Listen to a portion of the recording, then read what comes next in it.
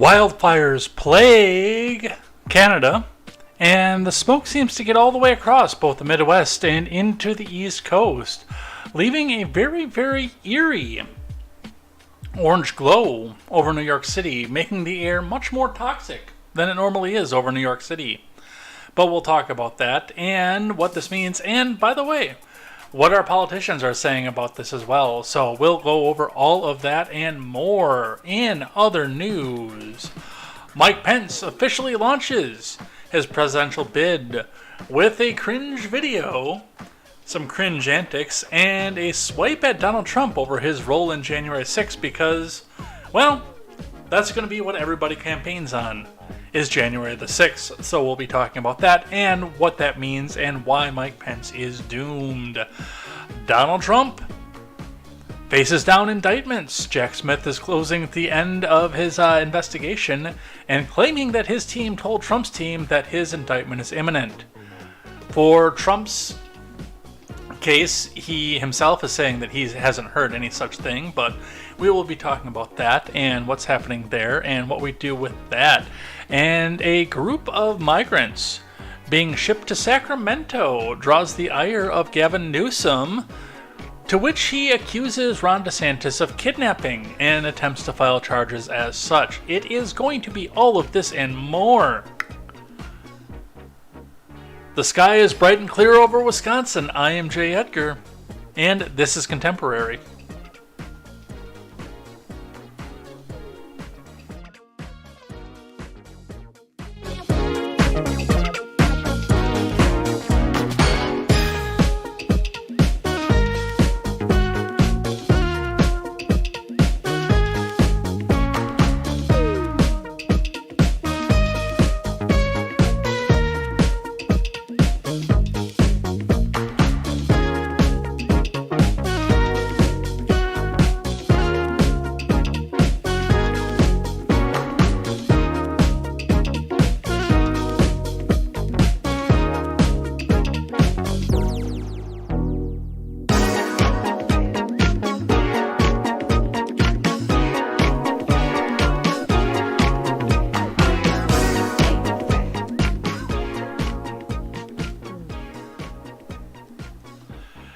Good evening, Edheads. My name is Jay Edgar. This is Contemporary. Welcome to your evening news. We've got a lot to go over here today, with a lot of things just happening all at once and bringing us into the situation where we go from a finished out news stack into, what do we got, like 50, 60 tabs up there again, talking about everything from Newsom and DeSantis to New York City to Trump and Pence and everything in between. So we're going to get right down into it and get started on what we're doing. Remember, I do take chats in between topics, so we'll be going in there. If you've got something you want to say about what's going on in the news today, make sure you feel free to do so over on all the platforms.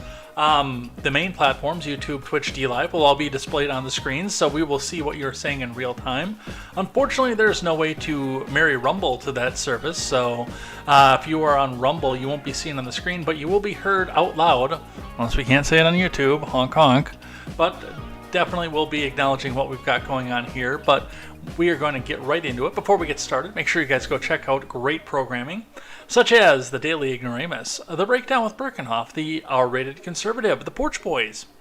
Go check out Tweets by Brit, Mr. Behavior, the No Gimmicks Podcast, Silent Caster, and Clown World with Papa Palpatine, as we aim to bring you a better news experience from the common man, for the common man. That is right.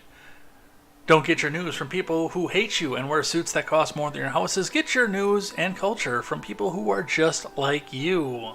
And with that, let's get down into the main news of the day. Let's get started. And we're going to start where we always do, with the Dow. We're not going to display myself double back and forth with each other, but we will look at the Dow to start with to see what's happening there. Looking in at your Dow Jones, it is up today, but barely. Not even cresting 100 points on the day. The Dow coming up to 33,665.02. That is up 91.74 points, or about 0.25% on the day. After flirting with the previous close line throughout the entire day, the Dow made a charge at the end of the day at staying up and started to drop off at the very end of the day. I feel like looking at the chart here, if we look and see the trajectory of the downswing again, we could have been looking at another one of these little points that just barely touched the previous close line and then jumped back up before we went off of this. The trajectory was there, but hey, it closed right in time, and that means the stock trading is done. And we will see what is happening with this tomorrow as we look into the futures as well. Looking at your Bitcoin, which took a big tumble today, the Bitcoin losing almost $1,000 on the day today. $26,270 and 30 US cents is the current value of a Bitcoin. That is down $939 and 50 US cents, or about 3.5% on the day. A lot of sell-off. I think a lot of people are looking at either hunkering down, getting some cash on hand, or making sure that if they do have a Bitcoin, or at least a portion of a Bitcoin, that they can still use this to buy diapers, food, groceries, because it is getting harder out there, definitely, but we will continue to watch this and see what happens there. your gas prices in the Madison, Wisconsin area. Our regular chart that we have been charting since all the way back in March of 2020 is sitting at $3.50 on both the east and west side. The outliers are gone. We're seeing steady 350s, which means the BP came down from 360 and the Speedway also came down from 360, and the West Side Quick Trip came up from 340.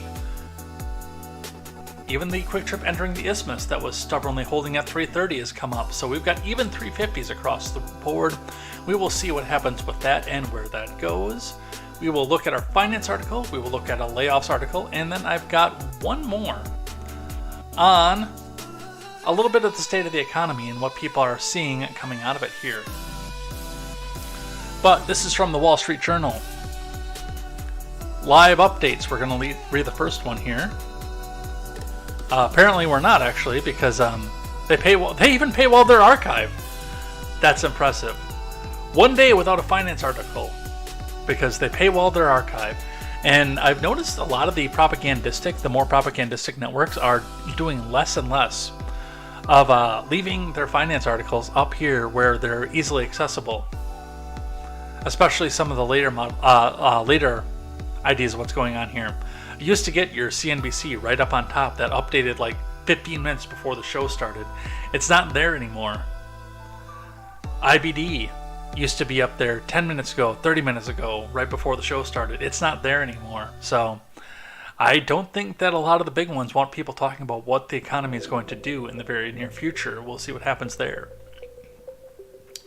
But your layoffs report, that is not paywalled here, so we'll also read from the Wall Street Journal for that.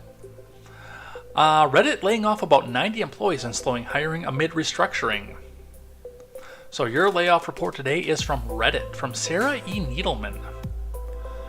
Social media company Reddit is laying off roughly 90 employees and slowing hiring as it restructures key parts of its business. Reddit is making the moves to address priorities, including funding projects and achieving its goal of breaking even next year. Thank you, Jay Kelly, for joining us over on Instagram. Chief Executive Steve Huffman told employees in an email seen by the Wall Street Journal the job cuts amount to around 5% of Reddit's workforce of approximately 2,000 people. I thought that Reddit was bigger than that. I did. Apparently not. Yes, apparently Wall Street Journal wants you to pay for the wall. I thought Mexico was supposed to pay for the wall. We've had a solid first half year, and this restructuring will position us to carry that momentum into the second half and beyond, Huffman said in the email. He added that the company would reduce its hiring for the rest of the year to about 100 people from the early plan to hire 300.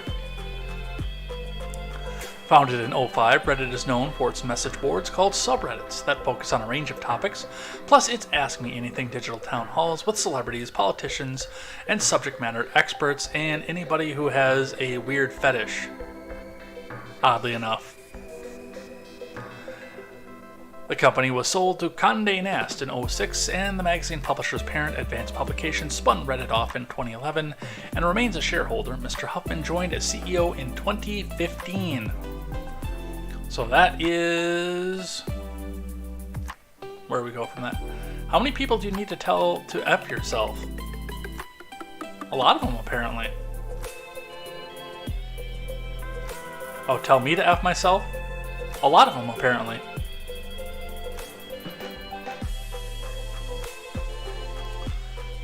But there you go, Reddit losing 5% of its workforce.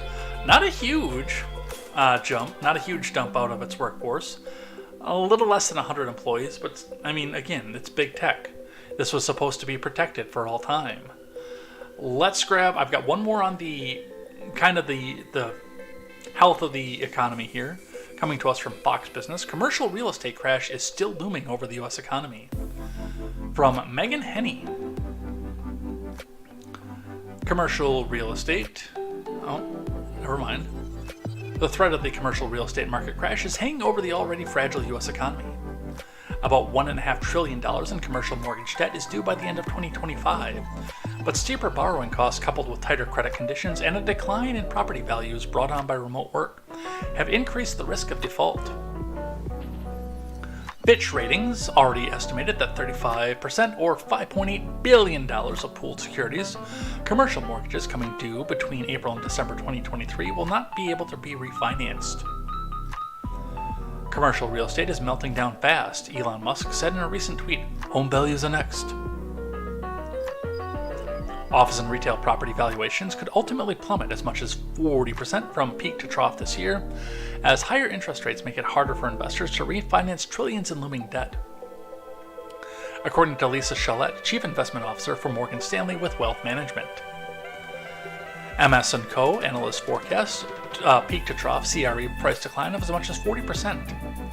Worse than in the Great Financial Crisis, Chalette wrote in a weekly investment note, more than 50% of the $2.9 trillion in commercial mortgages will need to be renegotiated in the next 24 months, when the new lending rates are likely to be up by 350 to 450 basis points.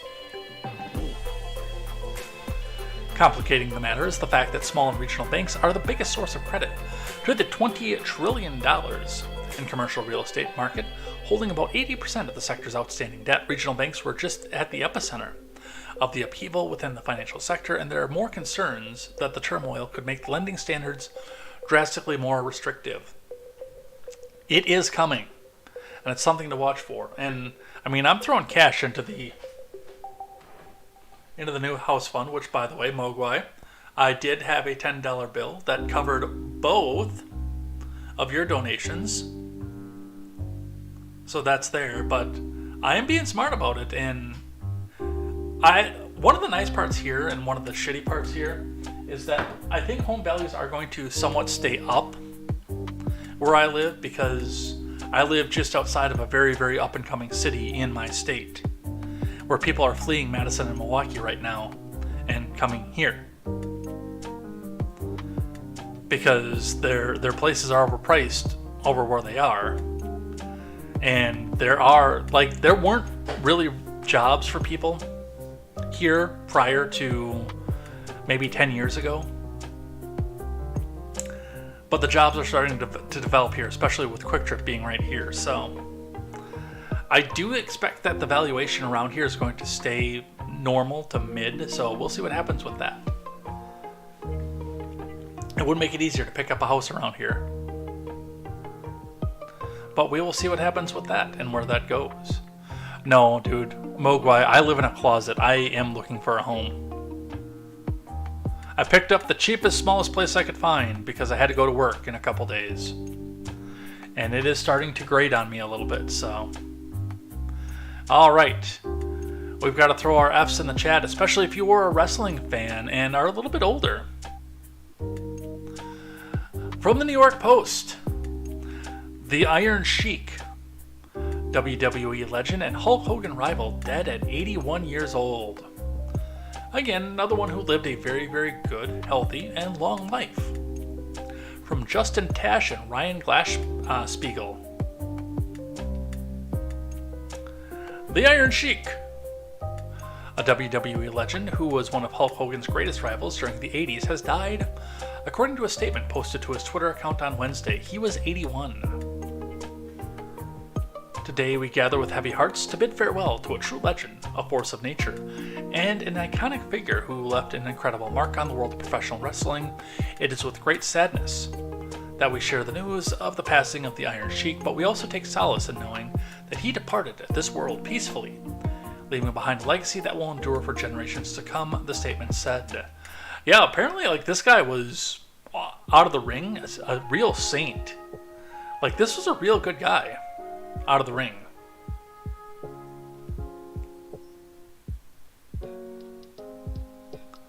He did the regular trash talk in the ring, but apparently this guy was quite the philanthropist.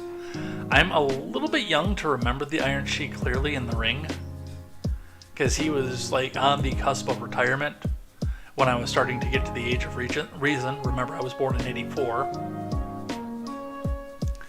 The Iranian-born Iron Sheik, whose real name was Hossein Khosrow Ali Vaziri, was a one-time WWE champion and won the tag team championship with Nikolai Volkov. Throughout his career, the Iron Sheik became a cultural phenomenon, transcending the real of professional wrestling to become a pop culture icon. The The statement said his memorable catchphrases and unforgettable moments are etched in the memories of fans worldwide. He left an indelible mark on the industry, and his influence can still be felt in the world of wrestling today. His pro wrestling career began in '72 when he was recruited to the Midwestern AWA by legendary promoter Vern Gagne in the same training class as Ric Flair, who kept going in wrestling for long after he needed to be in wrestling. Ric Flair, you almost felt bad about throwing around a 75-year-old dude in the ring.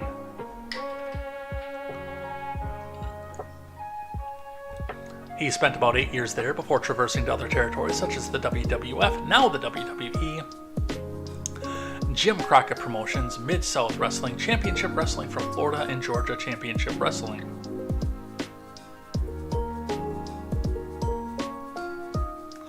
I remember old WWE games playing as the Iron Sheik too, by the way. His return to the WWF in '83 kicked off his time as a nationally recognized figure, culminating in his defeat of Bob Backlund for the World Championship the night after Christmas at Madison Square Garden. The Iron Sheik had trapped Backlund in his submission maneuver, the Camel Clutch. While Backlund did not tap out, his manager, Arnold Scaland, threw in the towel, and the Sheik became the champ. Some of the Iron Sheik's wrestling peers mourned him on Twitter. "A true icon and someone who left a mark on wrestling that can never be erased," said Jake the Snake.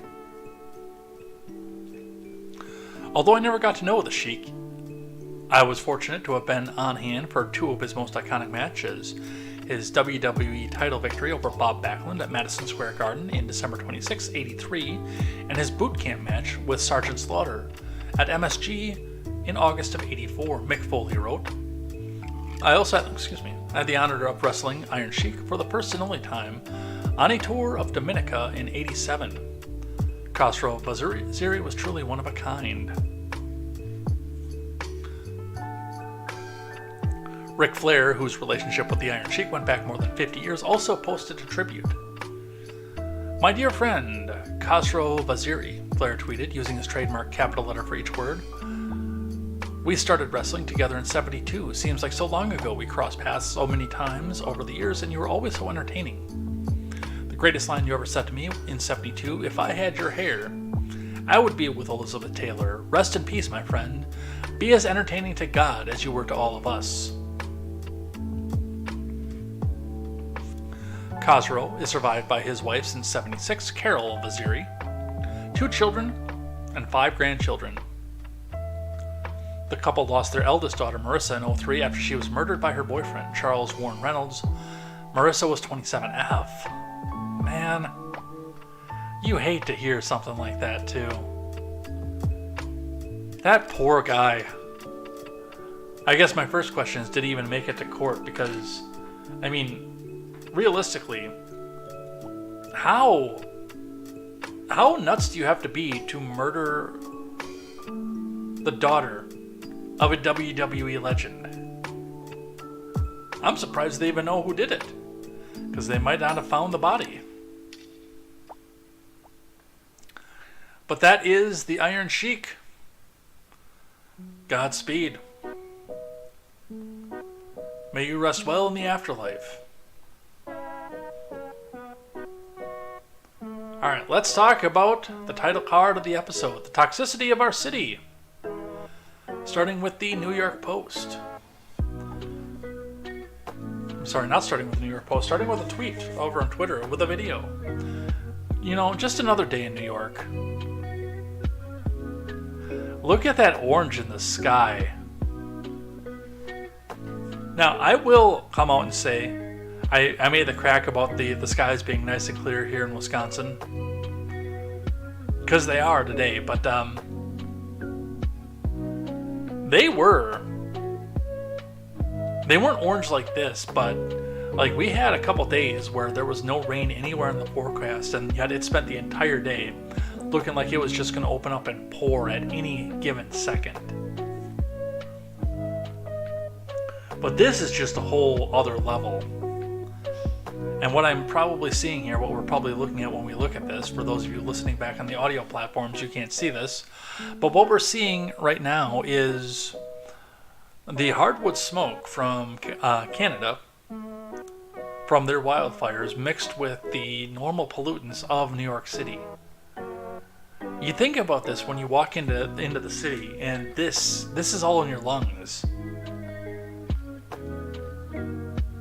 But this is not necessarily going to be an editorial against New York City. We are going to talk about what happened and how we got here. So we will go to the Daily Mail.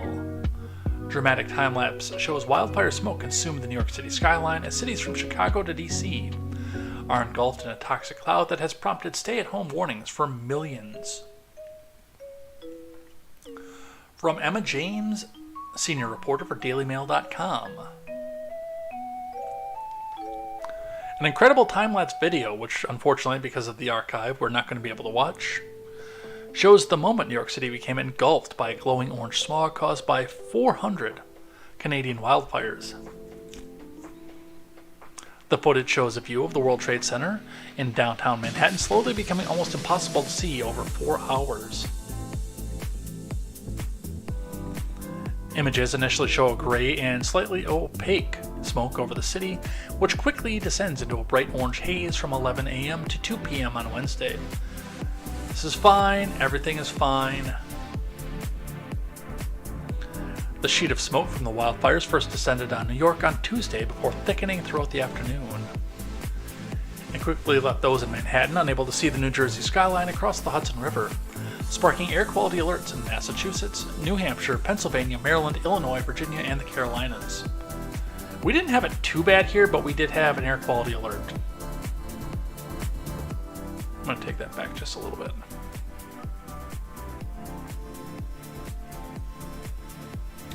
Yeah, I don't know what you plan to see with those binoculars, lady. But it's not going to be too far, I can tell you that. I mean, this just looks like the Matrix, except orange instead of green.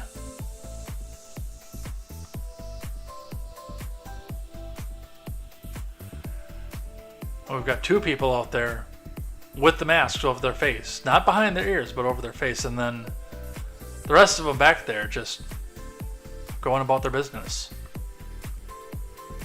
That is eerie.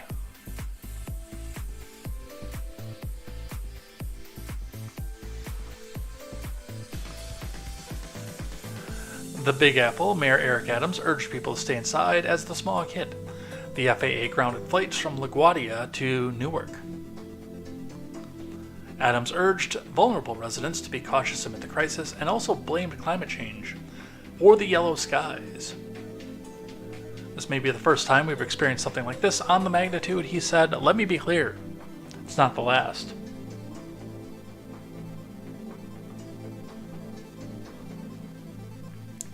Yeah, you're going to have major smog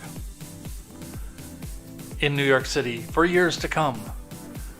And the best part is they try to make this into a climate change thing, which we'll talk about with the wildfires. From ABC 7, out of New York City. New York City air quality reaches dangerous levels due to Canadian wildfire smoke. No author given from Eyewitness News. Smoky conditions from wildfires in Canada seemingly turned the streets of New York City hues of orange on Wednesday as the city topped the list of worst air quality in the world. Pretty sure it was already there. Pretty sure you're already close to the worst air quality in the world.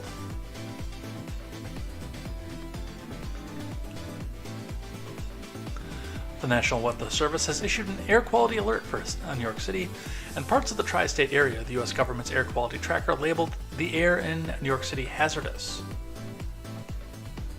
Health officials are urging area residents to limit outdoor activities on Wednesday, as air quality is expected to remain unhealthy to very unhealthy levels with no improvements until Thursday at the earliest. That will leave the city's air quality advisory in place for the next few days. Emergency Management Commissioner Zach Iskol said, "We expect this to be a multiple-day event. This is not something that is normal." At a briefing, Kathy Hochul said 1 million N95s will be made available across the state. New York is also planning to deploy rangers to help assist Canada with the wildfires, which is probably not the worst idea in the world. New York City schools are canceled all outdoors and after-school activities, and officials reminded parents that schools are already scheduled to be closed for students Thursday, Friday for the anniversary day and clerical day. Do they go year-round in New York? I know Fanning School goes year-round because that's homeschool. But do they go year-round over there? I don't even know, I guess.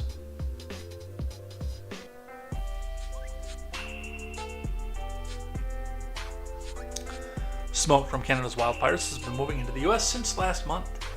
The most recent fires near Quebec have been burning for at least several days. The U.S. Environmental Protection Agency says hazy skies, reduced visibility, and the odor of burning wood are likely, and that smoke will linger for a few days in northern states. Oh, goody. Our Canadian friends are going to hear or smell what a campfire smells like. You want it?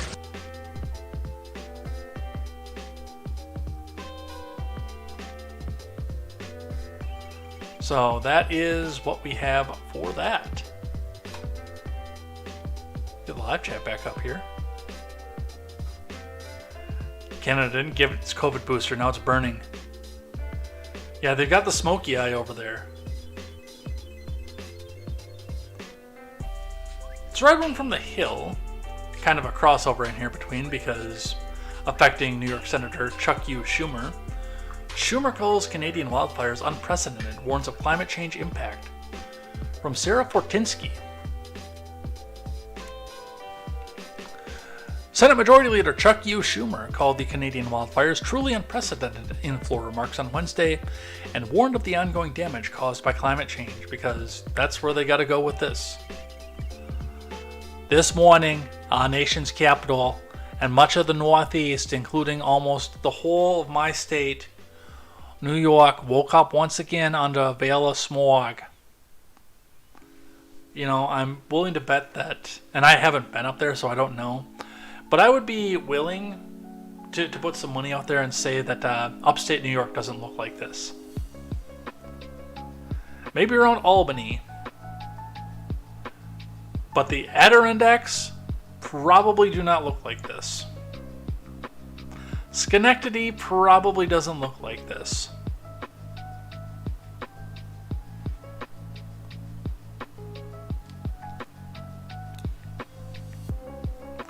As we speak, wildfires of unnatural strength continue blazing in Canada, sending toxic air and smoke over the border and over American cities. His comments come as air quality warnings have worsened across the U.S., reaching new lows on Wednesday.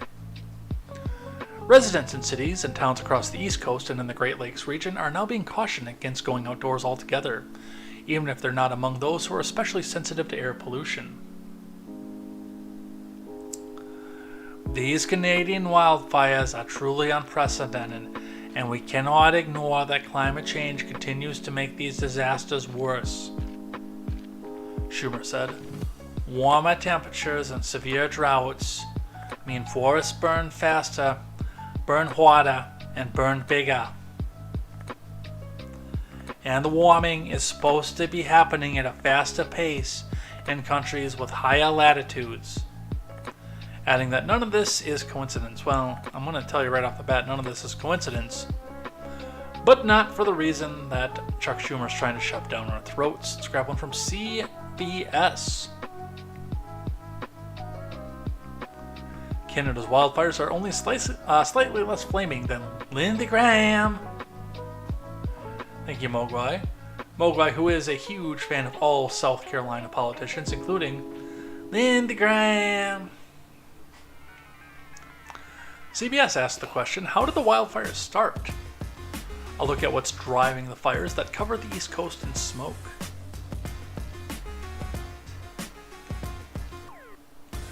Over the past 6 weeks, massive wildfires have spread across Canada, causing mass evacuations and burning through more than 3.3 million hectares of land, larger than the state of Maryland. While the Canada wildfire season runs through May through October, rather, such destruction this early in the season is rare. 1 month in Canada is on track to have its most destructive wildfire season in history. Climate change-driven extreme temperatures and drought have created a tinderbox. This Canadian crisis has not been limited to the Great North. Smoke from the fires has spread across a large portion of the U.S., affecting air quality for millions across the East Coast as the fires rage on without signs of stopping. Why is Canada burning? Because they didn't get their booster. The wildfire wasn't started by Shaggy or Billy Joel. That's because we didn't start the fire and it wasn't me. Warm and dry conditions are like kindling for wildfires. Much of Canada, like the rest of the North America, has experienced record heat and drought recently as climate change continues to warm the planet. Which, and again, I ask the question, how much money, Democrats, do you need to change the weather? Late last month, Canada experienced its hottest day ever when Lytton, British Columbia, hit 49.6 degrees Celsius, or about 121 Fahrenheit. I have a hard time believing that.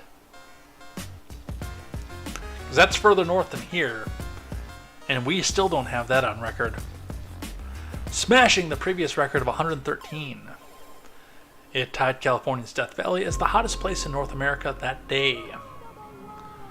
In the Canadian prairies of Alberta, Saskatchewan, and Manitoba, where the fires now rage, drought is hit particularly hard, according to the Canada Drought Monitor.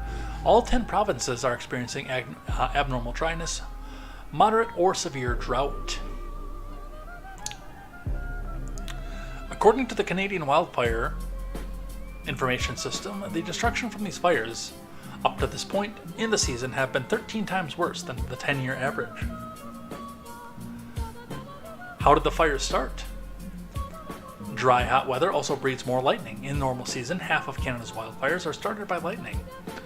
But those fires account for more than 85% of wildfire destruction. The other half are human-caused.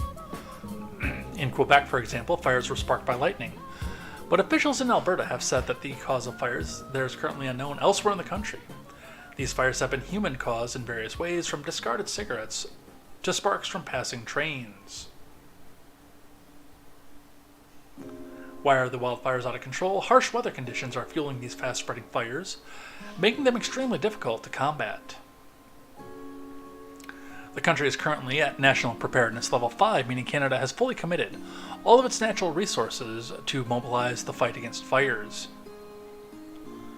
Chris Stockdale, wildland fire researcher at the Canadian Forest Preserve, told CBS News late last month that as part of the Level 5 declaration, international liaison officers from Australia, New Zealand, and South Africa are flying in to help the fires, but Stockdale! Flying on a jet? That's so bad for the environment! Think of the carbon footprint of that jet! Puke. Firefighters are also coming in from the U.S. President Biden said Wednesday, pointing to climate change as the driver of the fires. We deployed more than 600 firefighters and support personnel, man, and equipment to support Canada as they respond to record wildfires. Events that are intensifying because of the climate crisis, man, he said in a tweet. So, a few things that are left out of this article. The big conversation here is whether or not these all started at the same time, which it appears a lot of them did. There is, and I don't want to go too deep into this because I know that YouTube will go back once they decide that it's time to banish people to the great unknown for saying the wrong thing in the narrative. But I don't want to say too much, but it's been pointed out, and there's some stuff in the Discord talking about whether or not this was arson, and whether or not these came at the same time, which, of course, if the narrative says they're not, then they are definitely not arson. It's definitely just because man needs to drive Cadillacs. So that is what they have for that.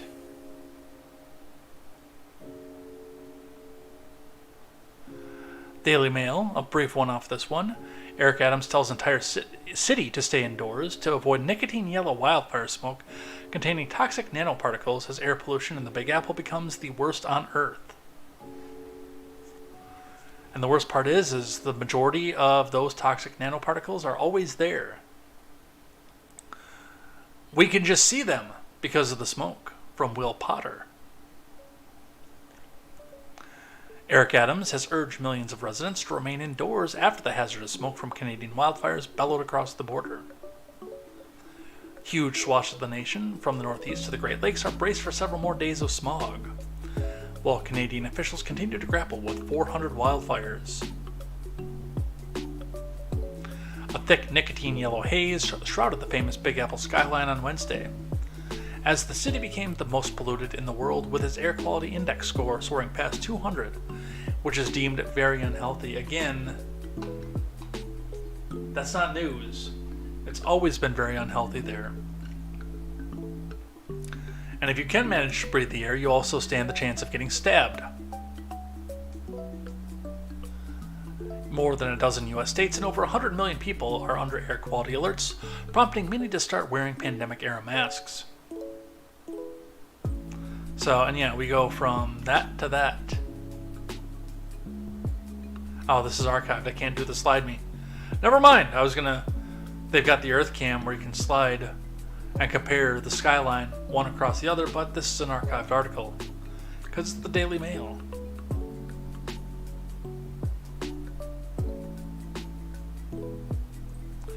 DC has a little bit of smog over it. Again, of course, this kind of just looks like Fallout 3.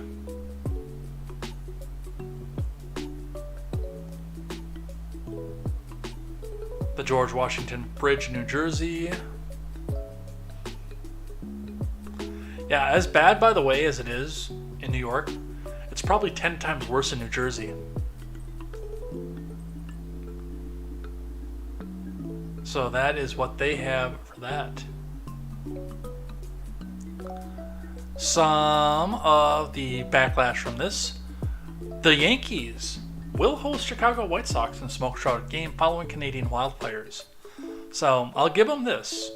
And usually I think the Yankees suck, but at least they're standing up and still playing. They're still working in the bad conditions. From Thomas Schlachter, Derek Von Dam, and Rachel Ramirez. I know the Red Sox are playing right now. They started about 10 minutes after I hit the live. Well, not even 10 minutes probably, because it took forever for Rumble to upload the placeholder video. From Thomas Schlachter, Derek Von Dam, and Rachel Ramirez. In a scene eerily similar to that of a post-apocalyptic movie, the New York Yankees, who suck, hosted the Chicago White Sox as Yankee Stadium was engulfed in smoke from the Canadian wildfires. New York City topped the list of the world's worst air pollution for parts of Tuesday, as harmful smoke wafted south from more than 100 wildfires burning in Quebec. Smoke from Canada's fires had periodically affected the Northeast and Mid-Atlantic for more than a week, raising concerns over the harms of persistent air quality. Again, something that neither of these teams is not used to playing in. They know how to deal with the smog, don't worry. Moving outside of New York City, from CBS News, Philadelphia. How the Canadian wildfire smoke looks in Pennsylvania, New Jersey, and Delaware. From Jan Carabio of CBS Philadelphia. Across the region, iconic sites were obscured by smoke from wildfires burning in Canada that blew south to the Lehigh Valley, Philadelphia, and the surrounding counties in Pennsylvania, New Jersey, and Delaware. Late Wednesday morning, there was a lull in the smoke, but it's expected to blow our way again, and these winds will likely continue through the week. At the Philly Museum of Art on Wednesday, a runner who came all the way from Sacramento was surprised at the air quality. Dude, you're from Sacramento. This has got to seem clean to you. Yeah, pretty much just. Mogwai said something about Jersey, pretty much about the same thing that I said about Philadelphia. New Jersey is seeing an improvement in air quality. You know what's funny about this? When they started doing major emissions, like catalytic converters and such like that, not so much for diesels yet until they started getting into DPF DOC for diesels for non-commercial vehicles and also for commercial vehicles as well. But once they started putting multiple catalytic converters and a host of other emissions items on some of these vehicles, on some of the newer vehicles in the early 2000s and into the mid 2000s and the gas ones, there was talk that some of these vehicles, like if you were driving them in LA, were going to have tailpipe smoke or tailpipe emissions coming out that were cleaner than the surrounding smog. Because there's so much filtration coming with them.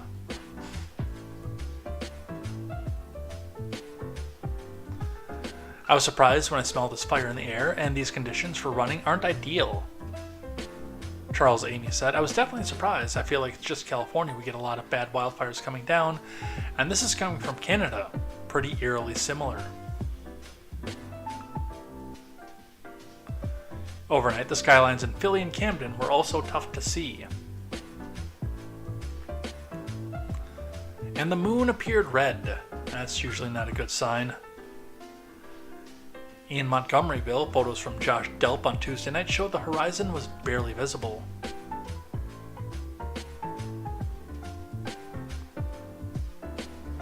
Yeah, like you couldn't see the bluffs around here. Even the close ones.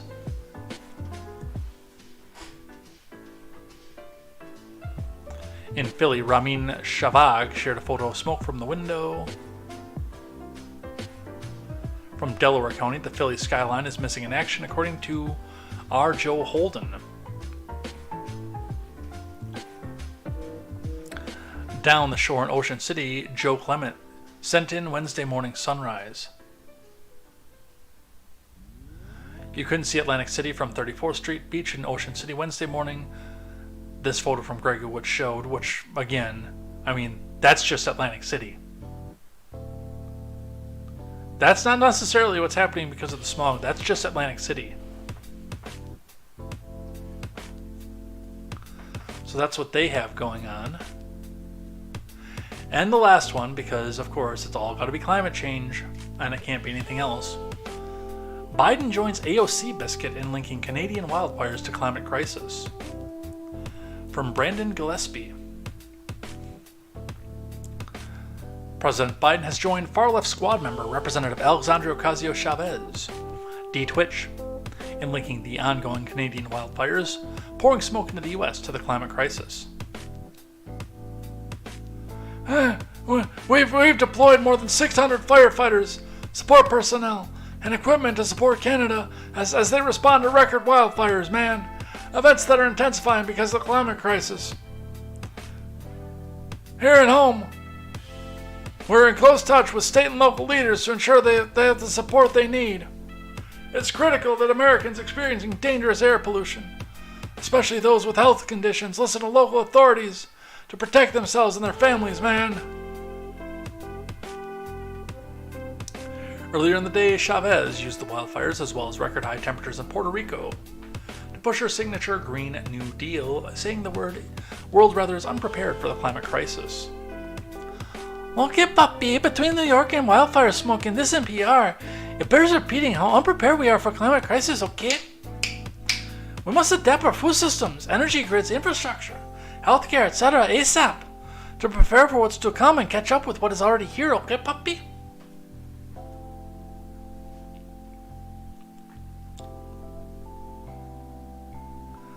And again, my last question before we lead off of this, because I don't think that this is climate change or climate change linked or anything else like that.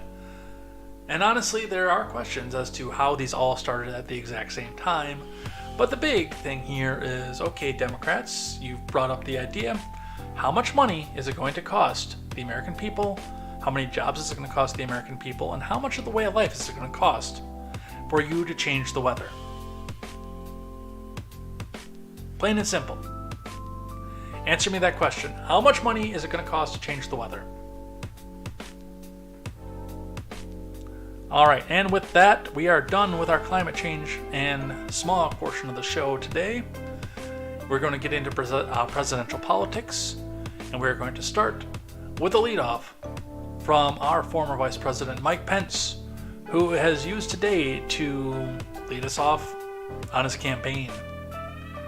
So let's kill the audio, let's watch the campaign video, and let's get started.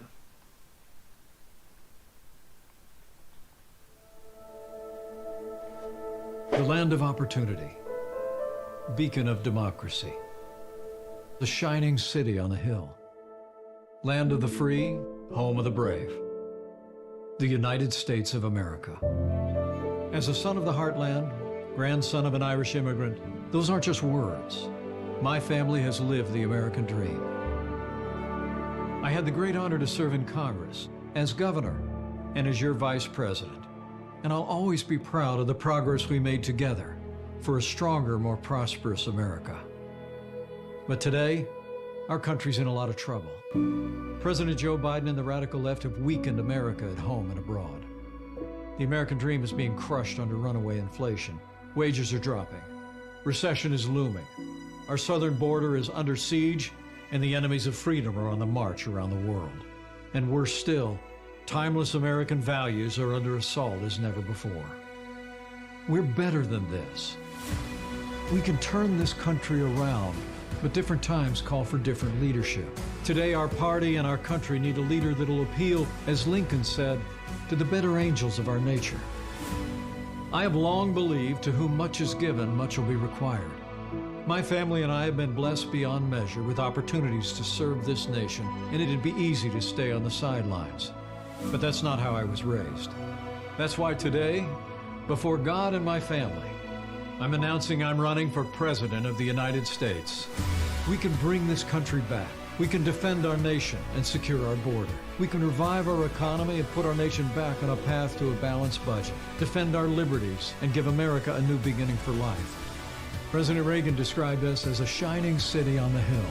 And above all, he called on Americans to renew optimism and believe in themselves again, to believe in each other.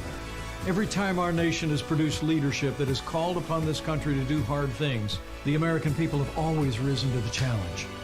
And we will again. We just need government as good as our people to do it. Nope. I believe in the American people, and I have faith. God is not done with America yet. And together, we can bring this country back. And the best days for the greatest nation on earth are yet to come. God bless you. And God bless the United States of America.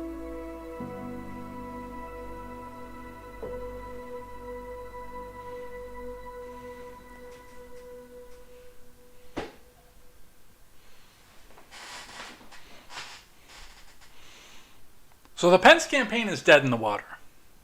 I can tell you that just from watching that video. The Pence campaign is they're going to try to run from the evangelical niche voter aspect of things, which Ron DeSantis has completely tied up right now.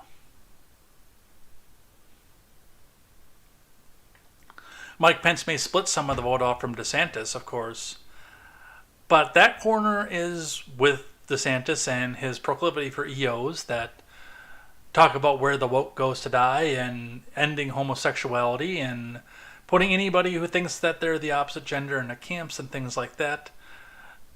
Ron DeSantis has that avenue that Pence is supposed to be appealing to tied up.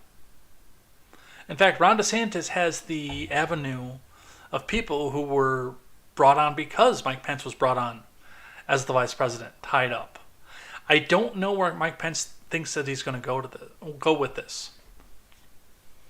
And number two, of course, Core MAGA, which the Republican Party absolutely desperately needs to win, will not vote for this man because their religious icon has told them that he is evil and he wouldn't do what the American people needed to do, which will be addressed, by the way, because there's some mythology going on about that as well. And Pence used a lot of that in his opening speech when he was in Iowa, which we'll be watching part of today. Let's read one from the Associated Press. Pence opens presidential bid with denunciation of Trump over January 6th. January 6th in... January 6th in... January 6th Selfie Fest. And abortion. Which is the other reason that he won't win. Because he can't hold moderates. He can't. From Jill Colvin and Thomas Beaumont.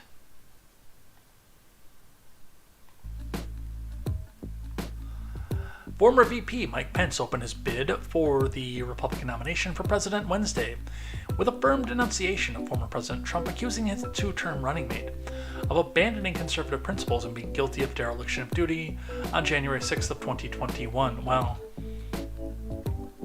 we'll come right off and say that he abandoned conservative principles, which is what led to his win in 2016 and honk honk whatever happened in 2020.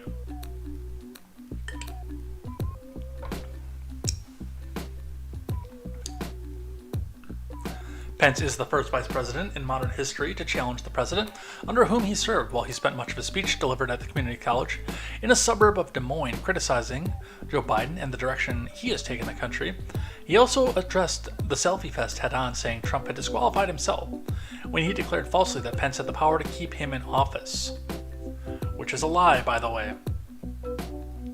Not that Pence has the power, he doesn't. But he does have the power to hold off the vote count.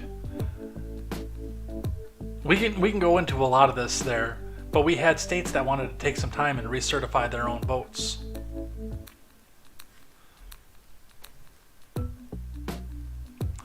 Trump's statements about mass voting, can't say that on YouTube. Well, I technically can, but I understand where they're trying to go with this.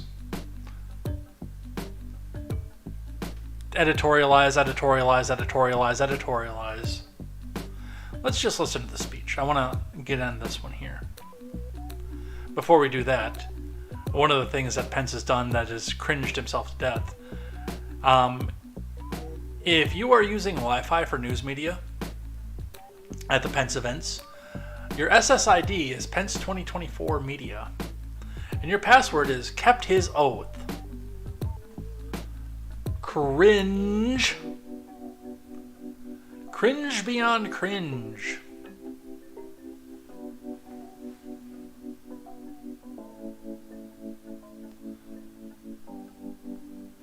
But let's listen to the speech. So we've got a 1.5-minute selection of this, with DC Drano explaining what's going on with this. But let's have a listen first. Now, given our record, it might be fair to ask why I'm challenging my former life. Let me say from my heart. It begins with a promise that I made to the American people, to Almighty God. And it ends with different visions for the future of our nation and our party. January 6th was a tragic day in the life of our nation. Thanks to the courage of law enforcement, violence was quelled, and we reconvened the Congress the very same day to complete the work of the American people under the Constitution of the United States. As I've said many times, I do apologize for the low volume quality of this, by the way. President Trump's words That's on their end, not mine. endangered my family and everyone at the Capitol. But the American people deserve to know that on that day, President Trump also demanded that I choose between him and the Constitution. Oh, give it up. Now voters will be faced with the same choice.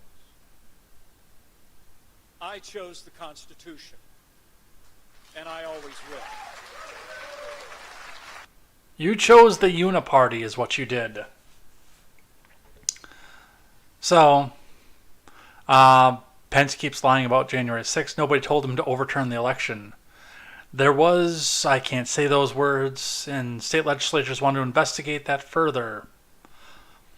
Pence had the power to facilitate that, but certified the... can't say that word either. Instead, he betrayed his oath.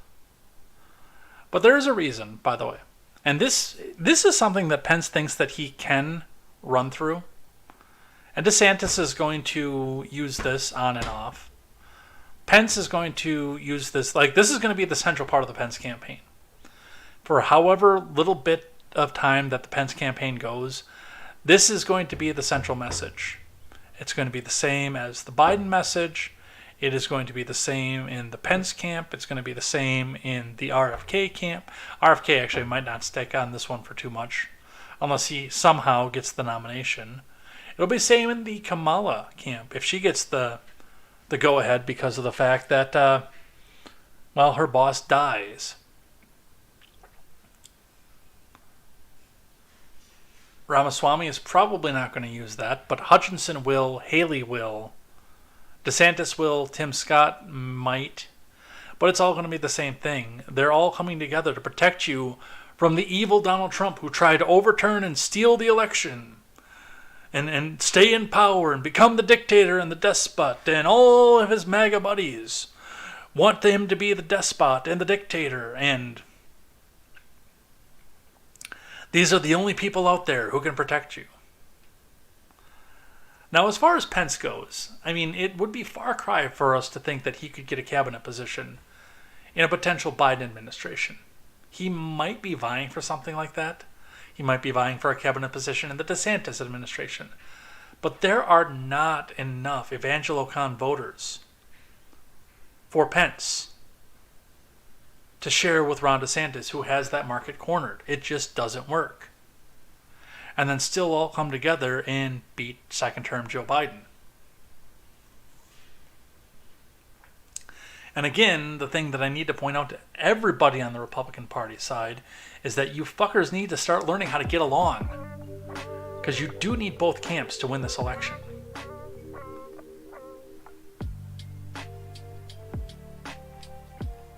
No, none of them believe you. They say you're just simping for one side or the other.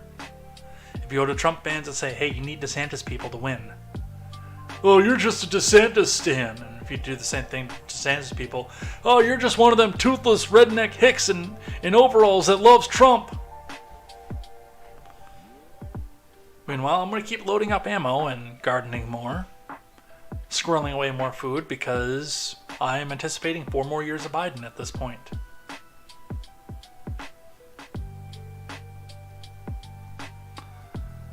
Fox News, Mike Pence 2024 bid will test whether GOP changed. Trump and others walking away from U.S. leadership. From Charles Kreitz.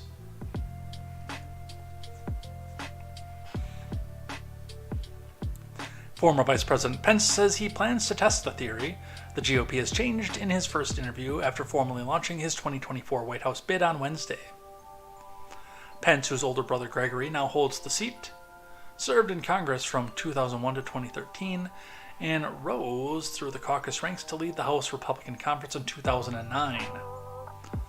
He was seen as a prominent Tea Party-aligned lawmaker, and how the mighty have fallen, if this is true. After a service in Washington, Pence successfully ran for governor of Indiana, an office held until Donald Trump picked him as the 2016 running mate. On America Reports Wednesday, Pence was asked about the perception of his political platform, closely mirrors that of the Trump-Pence presidency, and that he is trying to convince voters to stick with the policies but go with a different horse pulling the cart. Well, the problem with that is Pence is not the person to carry the political platform of the Trump-Pence presidency because it was a very, very liberal Republican platform. And Pence is not that person. Pence is outlaw all abortion worldwide, but what he can do at the federal level especially, and outlaw homosexual marriage, homosexual relationships, put them all into camps. That's the Pence thing, conversion therapy. I thought it was hyperbolic at first, and then I've looked more into his platform. And no, he's not so much like a warhawk neocon, but he is definitely the Evangelo-Con that caused a lot of Basically, he is the evangelocon that led us to Obama. Huh. Pence is past tense. Nice, Mr. Scott. Very nice.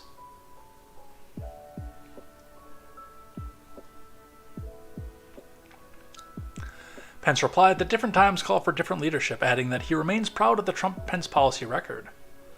He said he remained loyal to Trump in that regard until my oath to the Constitution required me to do otherwise, puke. An apparent reference to him bucking Trump's demand that he refused to certify electoral votes, as the then president challenged. I think as we go forward in this country, and as we face challenges at home and abroad and driven by the failed policies of President Biden, the Democrats in D.C., that we need to return to our party to those time-honored conservative principles, Pence said. And that's it right there. Again, we do need to go and stay with some of the direction that the Trump presidency went through as far as policy goes. Now, the spending, of course, my big problem with the Trump presidency, that needs to go away. The spending needs to go the way of the dodo bird. It needs to be done. We need to rein it in, stop the foreign aid, stop a host of other things that we spend stupid crap on in this country. But that's not going to be Mike Pence.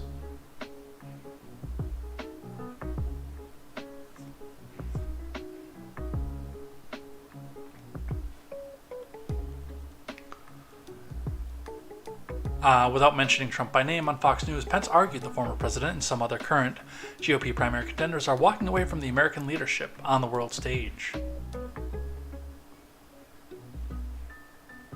Yeah, because that means pumping uncountable amounts of foreign aid from the taxpayer to various countries across the world.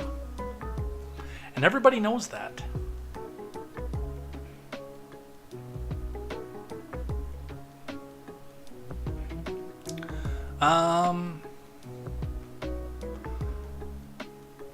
We'll skip this one because we did a lot of that. We did a lot of the commentary here with the video here.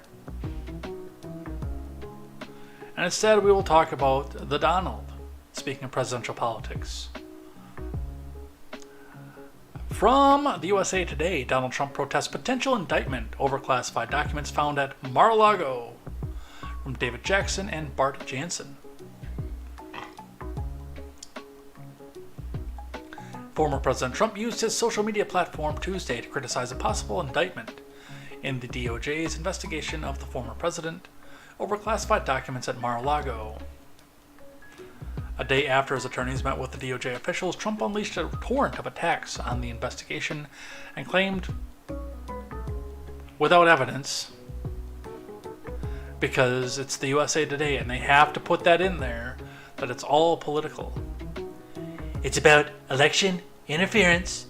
You come in and you tie them up with court cases, and that's interfering with the election, so it's election interference, and it's the worst thing in the world. We can't have elections that are interfered with. Trump said in one post, they don't want to run against me. DOJ inquiry into Trump's classified documents may close soon, as his lawyers meet on Monday. Trump's pleas came a day after his defense attorneys met with prosecutors seeking information about the documents investigation led by special counsel Jack Smith. Legal experts have argued challenges alleging the mishandling of classified documents could be the most straightforward case, but it's not clear whether prosecutors have made a decision yet about seeking a federal indictment of Trump, an unprecedented move against a former president. Prosecutors have interviewed dozens of witnesses, from maintenance workers at Trump's Mar-a-Lago home to reportedly former White House Chief of Staff Mark Meadows. There are many unknowns in the case. A separate grand jury in Florida is also investigating. According to multiple reports, the previously unknown jury has heard testimony in the case against Trump, and it's also being led by Jack Smith, by the way. So we've got two possibly coming, another state one and a federal one. The state one I don't see as being a major problem. I think if DeSantis is smart, his AG will drop this one. because it will look political if he doesn't.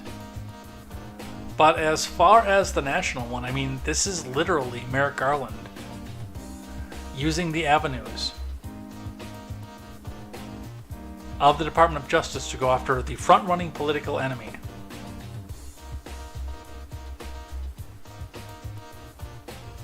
And if they do it now, they're going to do it again.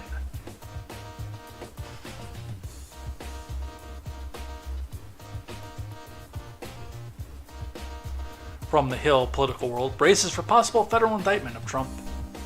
From Brett Samuels and Rebecca Beach. The political world is bracing for the possibility of a federal indictment on former President Trump, the leading candidate for the Republican presidential election next year. A flurry of recent activity and posturing related to special counsel probe into his handling of classified documents is fueling talk that an indictment could be imminent. Which, by the way, we don't know that this is the case. This is a lot of speculation and posturing by the mainstream media outlets. Now, the fact that they're all coming together like this is telling me that it's possible and, in fact, highly probable. But we don't actually know if there's going to be an indictment coming down. Partially because a leak that it would be coming down before it happens would be a felony and would disqualify Mr. Smith from seeing the case. Trump's attorneys met Monday with DOJ officials, including Jack Smith, who's probing whether Trump improperly handled classified documents after leaving office. A Florida grand jury is reportedly convening this week in the case after a lengthy hiatus. Democrats and Republicans went back and forth Tuesday over a letter Jim Jordan, a vocal Trump ally and chairman of the House Judiciary, sent to AG Garland to obtain more information about Special Counsel Smith's investigation into Trump. And a barrage of angry social media posts from Trump on Tuesday morning further fed into talk that the former president may be concerned about an impending announcement in this case. I still want to know what's in the documents. These people say that these documents are the silver bullet, and they know that they were secrets about nuclear secrets from Iran to Saudi Arabia. And they know this for a fact, and yet nobody's seen them. It's the same thing with, oh, they've got the tape of Trump saying that he's going to go share these with people. And this is the iron nail. It's going to finish off his campaign. Okay, let me listen to the tape then. Because you don't know what's in these documents any more than I do. And you don't know what's in this tape any more than I do.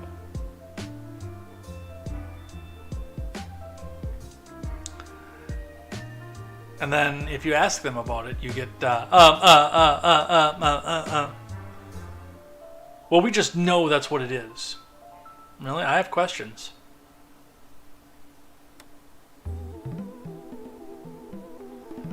Oh. Stupid me. Forgot to adjust the continue without supporting.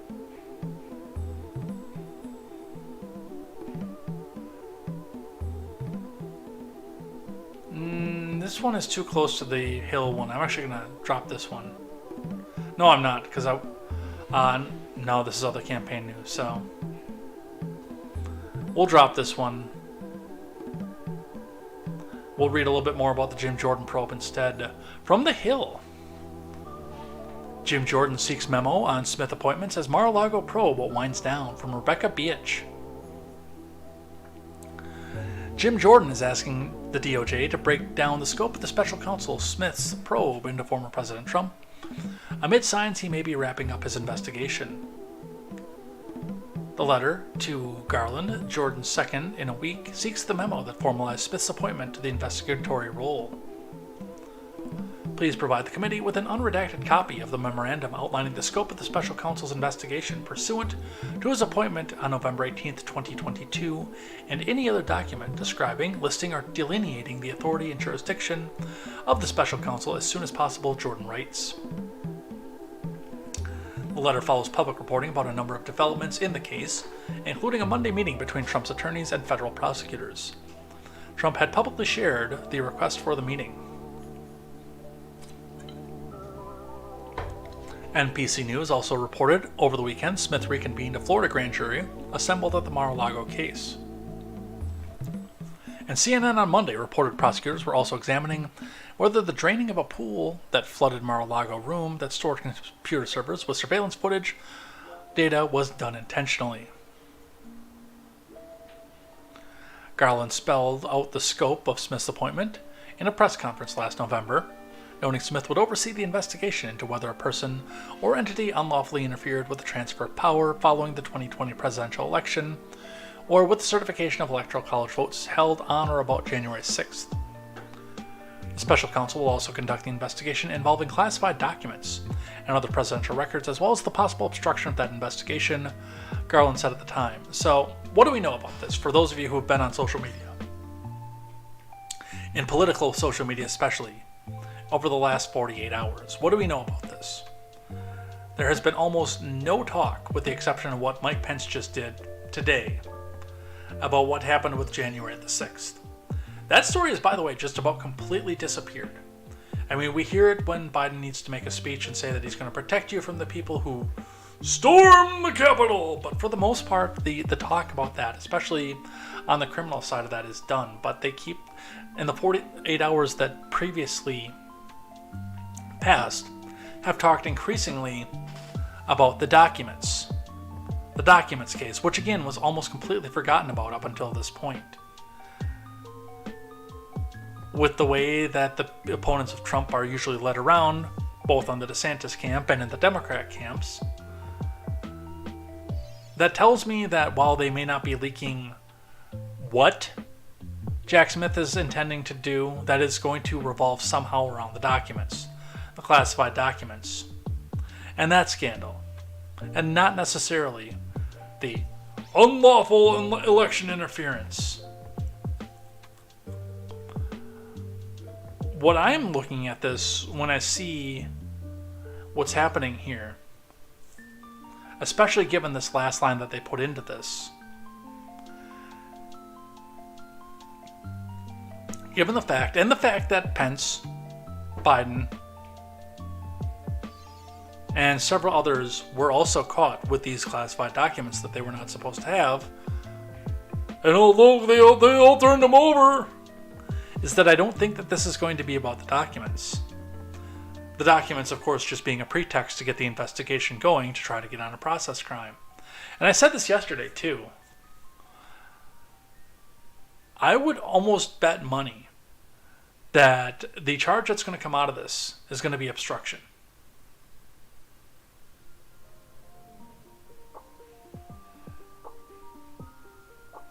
Which is going to be weird because it's going to be obstruction to something that doesn't necessarily have a criminal statute attached to it.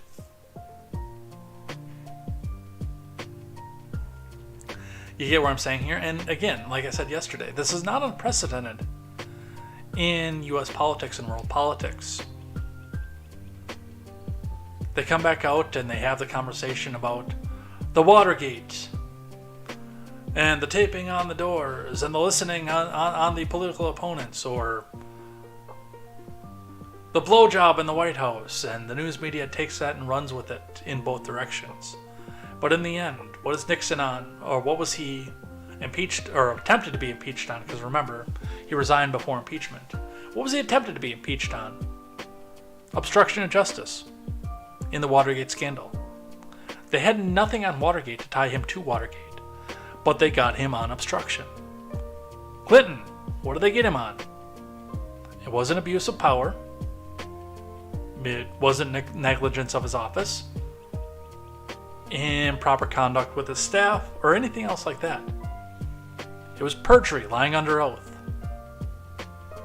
over something that did not have a criminal statute attached to it.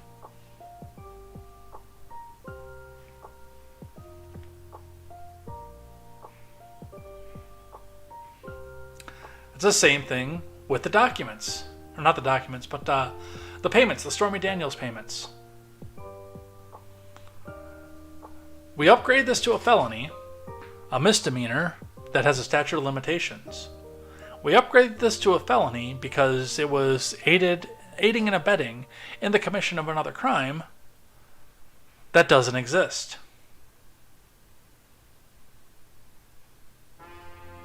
It's a process thing.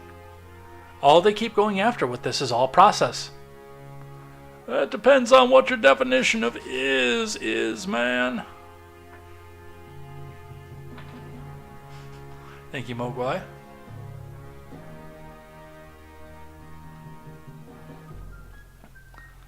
So that's where I see this going. I'd be willing to put some dollar bills on that one, honestly.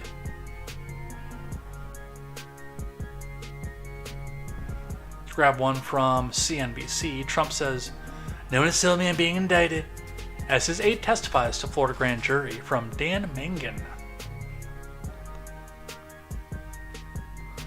Donald Trump on Wednesday said he hasn't been told he's been indicted, while a spokesperson for him testified before a Florida federal grand jury investigating the former president's handling of classified documents after leaving the White House. "No one has told me I'm being indicted, and I shouldn't be indicted because I've done nothing wrong." Earlier Wednesday, Trump called the multiple criminal investigations into his actions the greatest and most vicious instance of election interference in the history of our country. And he said that the various federal and state prosecutors handling those probes are fascist. Taylor Budowich, a key Trump aide, testified for about an hour on Wednesday before the grand jury in the U.S. District Court in Miami, according to a source who spoke with NBC News that is unnamed, as usual. Budowich was asked the questions about a past public statement he made on behalf of Trump, claiming Trump had not kept classified records after his presidential term ended in January 2021, the source said.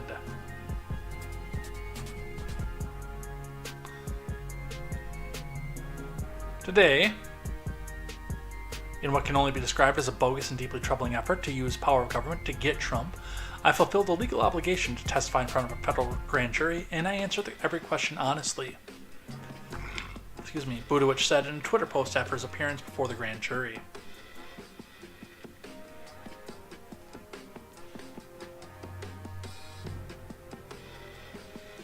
And the last one from regular NPC.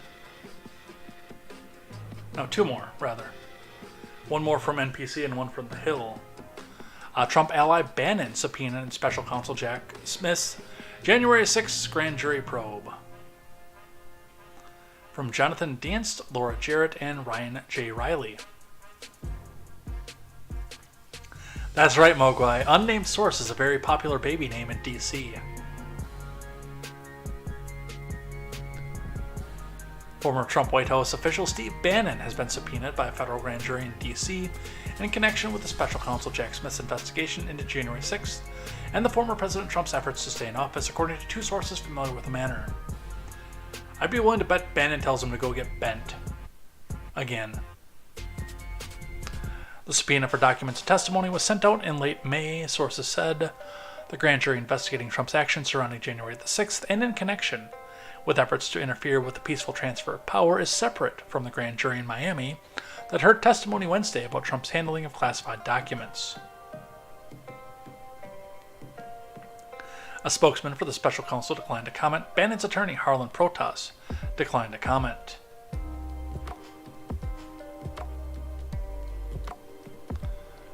Mark Meadows as well. Mark Meadows testified before a grand jury in special counsel's Trump probe. From Jared Gons over at The Hill. Former Chief of Staff Mark Meadows has testified before a grand jury in Jack Smith's investigation into former President Trump. The New York Times, a former newspaper, reported on Tuesday.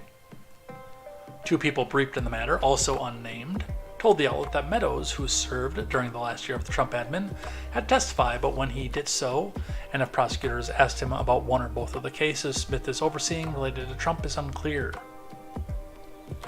Smith has been investigating Trump's role in the January 6th selfie fest and broader efforts to overturn the results of the 2020 election, as well as the classified and sensitive documents that were taken to Trump's Mar-a-Lago property in Palm Beach. The Hills reached out to an attorney for Meadows, George Terwilliger, for comment. Without commenting on whether or not Mr. Meadows has testified before the grand jury or in any other proceedings, Mr. Meadows has maintained a commitment to tell the truth where he has the legal obligation to do so. So, we will see what happens with that. Let's talk DeSantis since we're doing presidential politics. From Fox News, Florida confirms role in migrant flights to Sacramento. DeSantis silent despite Newsom's criticism. From Danielle Wallace. Florida's Emergency Management Department confirmed its role in flying migrants to Sacramento, California. But so far, Ron DeSantis, now running for president in 2024, has kept his head above the fray of attacks from California Governor Gavin Newsom, instead focusing on criticizing Biden's perceived failures on the border crisis. In a statement to Fox News Digital on Tuesday, Amelia Johnson, a spokeswoman for the Florida Division of Emergency Management, said migrants flown by private jet went voluntarily. As you can see from this video, Florida's voluntary relocation is precisely that, voluntary, she said. Through verbal and written consent, these volunteers indicated that they wanted to go to California. Dear God, why? A contractor was present and ensured they made it, safely, to a third-party NGO. The specific NGO, Catholic Charities, is used and funded by the federal government. From left-leaning mayors in El Paso and Denver to the relocation of those illegally crossing the U.S. border is not new, but suddenly, when Florida sends illegal aliens to Sanctuary City, it's false imprisonment and kidnapping, the spokeswoman wrote. So they're continuing to do this, and they need to. I mean, the buses need to keep going, the planes need to keep going. These people who have called and said that we're going to be sanctuary cities need to be the ones who take up the mantle because they were the ones who voted for this. And I think this is extremely based. From the LA Times.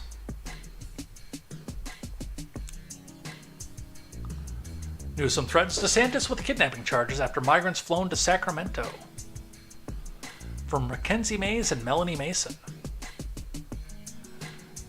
Hair Gel Newsom took his feud with DeSantis to new heights on Monday, seemingly threatening him with kidnapping charges after California officials say South American migrants were sent to Sacramento by the state of Florida as a political stunt.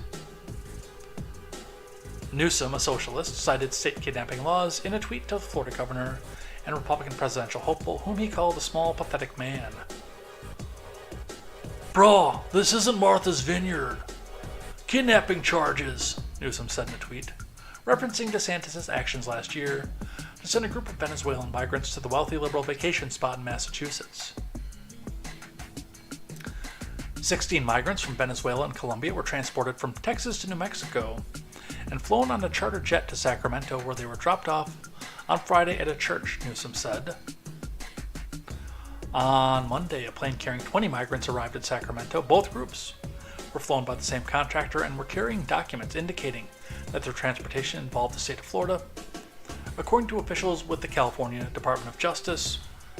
But see, what the LA Times has left out is the fact that these documents also indicated that these gentlemen did so voluntarily. They signed a paper that says, yes, I swear under penalty of perjury that I am willing to go to Sacramento, and I want to make this journey.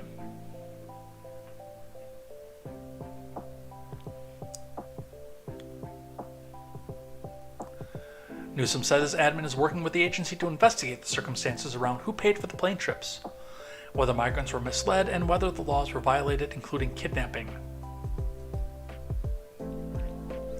It's unclear what legal action the state plans to take, because there isn't a legal action they can take. After Newsom tweeted the threat of kidnapping charges, his spokesperson deferred questions to Attorney General Rob Bonta's office. Bonta said over the weekend that he was evaluating potential criminal or civil action, but did not release additional details on Monday. You have a civil case, by the way, Rob Bonta. You do not have a criminal case.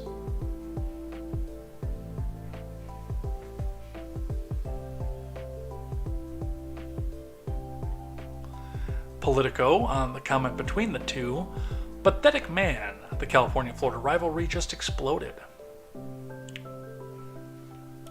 From Jeremy B. White. Oh, Jeremy B. White, all right.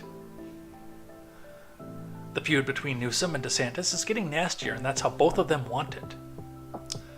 The two governors have spent more than a year sparring over book bans, abortion, guns, and more. Then yesterday, the California Democrat suggested DeSantis could face state criminal charges after more than a dozen asylum seekers were flown to Sacramento and left at a Catholic church. The flight was similar to the one DeSantis admin facilitated last fall, carrying almost 50 Venezuelan migrants from Texas to Martha's Vineyard. While Newsom has made it a habit of publicly attacking his red state rival, the threat of criminal charges thrusts the standoff into even more rhetorically combustible territory now that DeSantis officially is a candidate for the GOP's 2024 nomination. The conflict between the two men escalated even further after a second flight touched down in Sacramento, carrying migrants that California authorities said appeared to have Florida documentation. And again, Democrats have absolutely no problem using the Department of Justice or their own legal methodology to imprison their political enemies. And they're showing this again. They're showing this right out.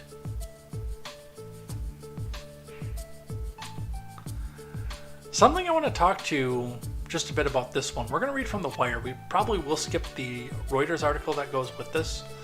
But I wanted to talk just a bit about this because of something I said earlier in the stream about Hong Kong and election interference. Biden campaign says YouTube's new election misinformation policy could lead to violence. From Leaf LeMahieu, which this tells me, by the way, there's a false flag incoming. The fact that the Biden campaign is saying this tells me there's a false flag incoming on this one. I do think that there is a different reason that YouTube went down this road. Styx made a good point off of that.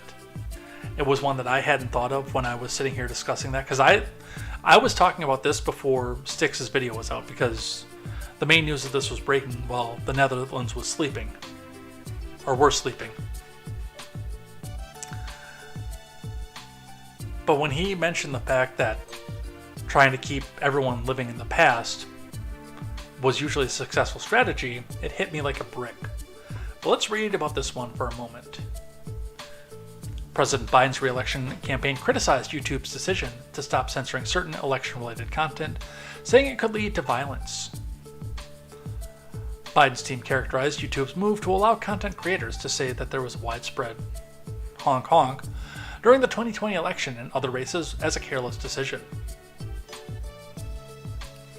YouTube's reckless and irresponsible decision will invite further democratic decay and potential violence, and we urge them to reconsider this policy, said campaign spokesperson Kevin Munoz. False flag incoming. They are probably scouring Discord servers right now to find somebody who believes beyond a shadow of a doubt that the election was honk honk, and putting FBI agents in that server. Kind of keep looking for random new ads in my server, just to make sure.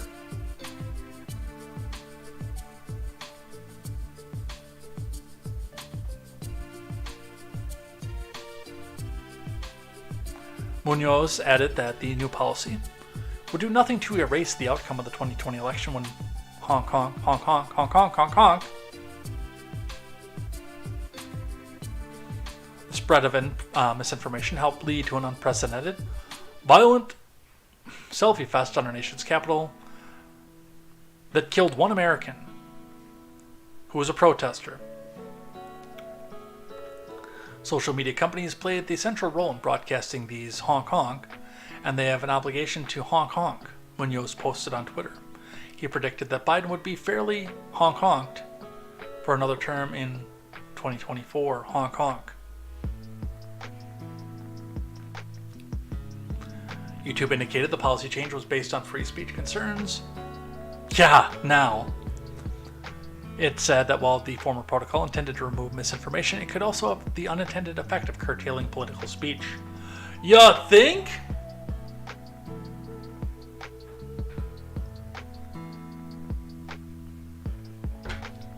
Two years, tens of thousands of video removals, and one election cycle later, we recognized it was time to reevaluate the effects of this policy.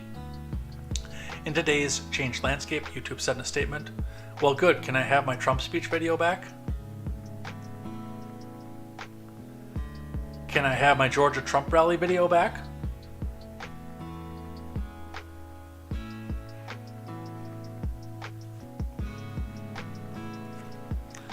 With that in mind, and the 2024 campaign's well underway, we will stop removing content that advocates false claims that widespread honk honk, and honk honk occurred in 2020 and other US past presidential elections, which you actually could question on YouTube.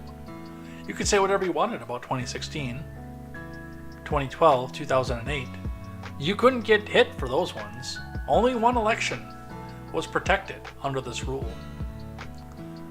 So my thought is that they thought that the writing was on the wall for 2024. And they needed their left wing, their big names on the left wing, to be able to say Russian interference and Russian fraud and the Russians and the Red Scare and everything else. That was my thought behind this, but Sticks made a really good point off of this, and that is the distracting part of this. You know, one of the things that I've railed against on this channel, one of the things that I've been so vocally adamant about, is the fact that we need to stop looking at January the 6th. And if Trump was smart, he would never mention 2020 again in his campaign. And with the exception of what they're doing with Jack Smith, he's actually been kind of going along with that. It slips every once in a while. But for the most part, he has been keeping most of what he's been keeping most of his ire on Biden himself. Excuse me. Which is good. That's where his ire needs to be. That's absolutely where his ire needs to be, on Joe Biden and the policy prescriptions of that. And I've said that the content creators out there need to do the same thing. They need to stop talking about what happened on January the 6th. They need to stop bringing it up. They need to stop talking about the results of the 2020 election. That's why I typically keep it as honk honk and nothing else. And I don't go into it. But now that the door is open, you know, you get a few rabble-rousers in there who may come back out and say, you know, come into a live chat of somebody they don't know at some point and say, hey, what do you think about that 2020 election? And just try to keep the focus on the past, on 2020, and not the policy failures of 2021 and beyond. Which is what the GOP, both in the DeSantis case and in the Trump case, needs to be focused on, is what has happened between January 20th, 2021 and the present. And then you go out there and you get your loudest right-wing voices out there all coming together to talk about January the 6th and the honk honk on election day and a number of other things. That means that they're not focusing on the policy. So that's one good way to look at this. And of course, when I hear stuff like this coming from the Biden campaign, whose only campaign plank is, I'm the one to protect you from the evil MAGA, this tells me that there is a false flag incoming. And we will see what it does. A little bit more of economic news here from... Oh shit, I can't read this one either. That's behind a paywall. I mean, a little bit of conservative revenge for McCarthy from the Blaze. Chris Enlow reporting. House conservatives exact revenge against McCarthy for capitulating to Biden on debt ceiling deal. House conservatives exacted revenge on Tuesday for House Speaker McCarthy's alleged capitulation on the debt ceiling crisis. Members of the House Freedom Caucus voiced their anger with McCarthy after he reached a deal with President Biden, which he signed into law on Saturday. Some members of the caucus believe that McCarthy violated the power-sharing agreement that he made with conservatives to win the speakership in January, leading to at least one to threaten to remove McCarthy as speaker. But instead of a motion to vacate, House conservatives blindsided Republican leaders by temporarily sinking legislation to protect gas stoves. In a 220 to 206 vote, about a dozen House conservatives joined forces to block a resolution to establish the rules for voting on the Gas Stove Protection and Freedom Act and Save Our Stoves Act, despite principally supporting the bills.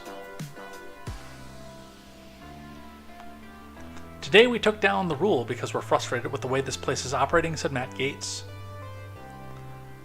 We took a stand in January to end the era of the imperial speakership.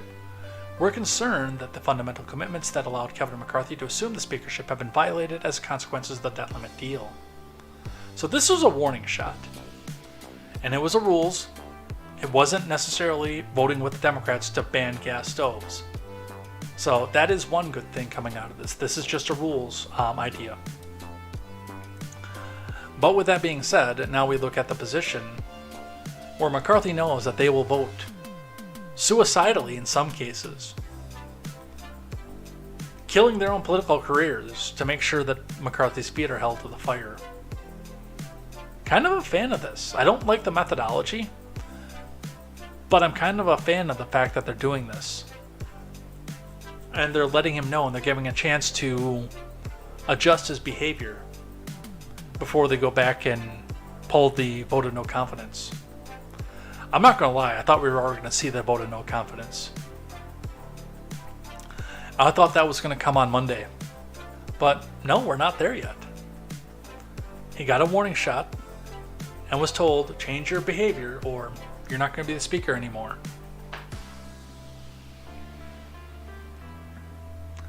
From the Daily Wire, this is an op-ed from Tim Pierce. No, this is not an op-ed. I thought this was. This is news from Tim Pierce, rather. Questions about Kakhovka Dam collapse echo mysterious sabotage of Nord Stream.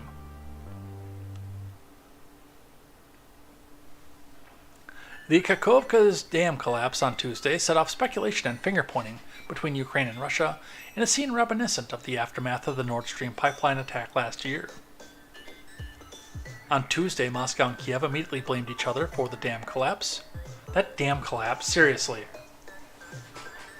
Moscow said Ukraine struck the dam and a nearby hydroelectric plant in a barrage of missiles in order to cut off the water supply of Russian-occupied Crimea. Kiev said Russian agents blew the dam and power plant from inside, violating the Geneva Convention. A similar scene played out in September when explosives punctured 3 gaping holes in the Nord Stream pipelines 1 and 2 lying at the bottom of the Baltic Sea. Moscow blamed Kiev and vice versa, but there's no clear-cut evidence it was available to support either claim. Instead, the event set off an international investigation led by Germany, Sweden, and Denmark into one of the most significant attacks on civilian infrastructure since World War II. Initial suspicions from European officials focused on Russia. Some posited that Russia may have blown the pipelines to intimidate Europe, which would be really stupid, because all they have to do is turn the dial and show off Moscow's capabilities at hitting critical infrastructure, though that meant losing major leverage and control of Europe's energy supply. Beyond conjecture, not much evidence has surfaced to support pinning the blame on Russia. And that's the hard part about this, too. Other theories suggested the Ukraine or US could be to blame. And that's, again, it's the interesting part of what happened with the dam collapse, because it is equally detrimental to both sides. Because that dam provides electricity, the hydroelectric, to both sides of the front line. It's a little bit more detrimental to Russia to have it blow because that's the freshwater supply to Crimea. But it's also the cooling aspect to Zaporizhzhia. And villages on both sides of the river are flooded out as well, which is territory held by both. And obviously, for a YouTube video, I'm not going to say who I think was the one who did it. But I'm going to tell you right off the bat that this would be insanely detrimental to both sides. It would be insanely stupid for Russia or Ukraine to blow that dam. There's no benefit to either side if they do.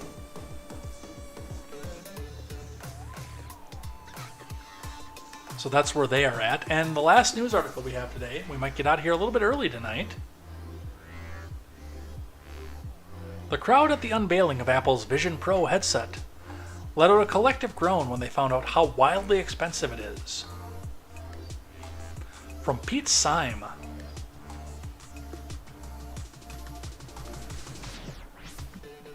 There's one product which has been making all the headlines from Apple's WWDC on Monday. The Vision Pro headset marks the tech giant's foray into the metaverse, although the company stayed clear of using that branding. But on TikTok and Twitter, everyone's been laughing about the audience's reaction to the Vision Pro's eye-watering price tag.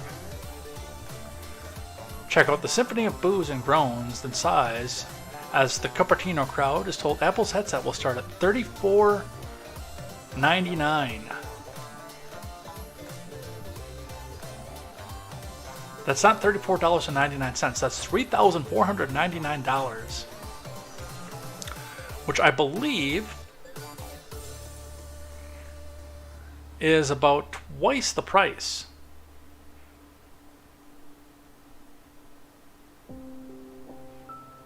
Hold on. That's from TikTok. I want to see if there's a Twitter video of this one.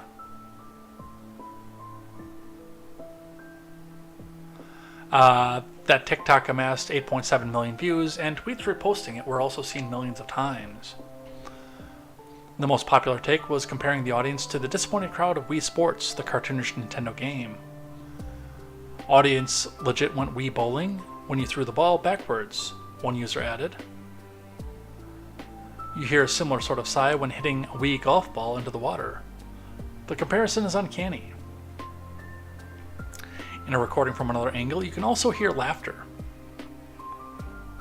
The reaction is all more interesting because the event is typically attended by only the most enthusiastic Apple fans.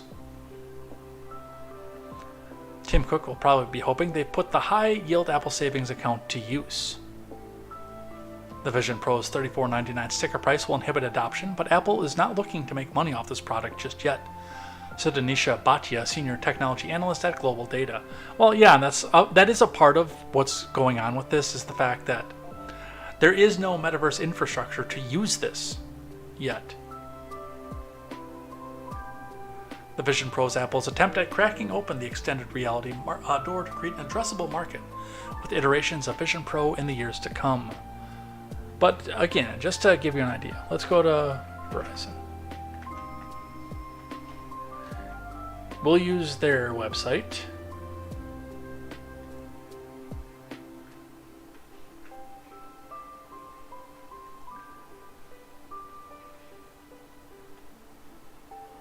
Let's see, devices. Smartphones. Brand, Apple.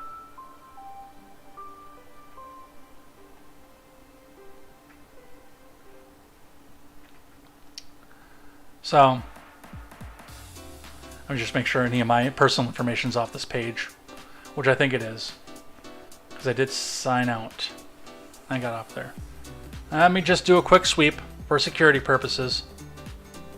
Okay. You guys know I don't use Apple products. I was a Galaxy person. I was just discussing that earlier on Twitter too, by the way.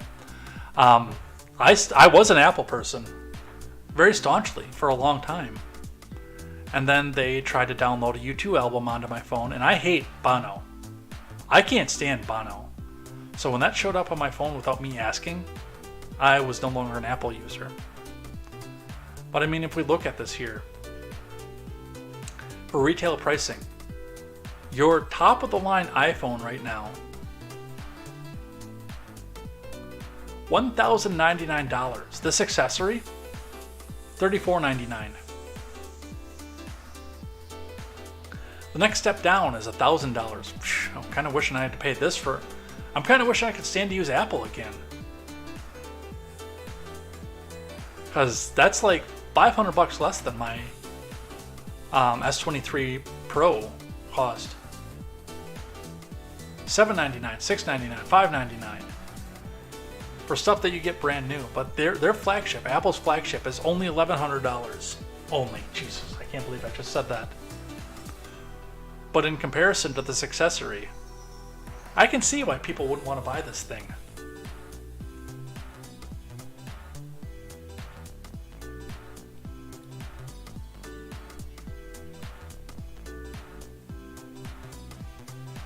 So there it is. The Vision Pro, only $3,499.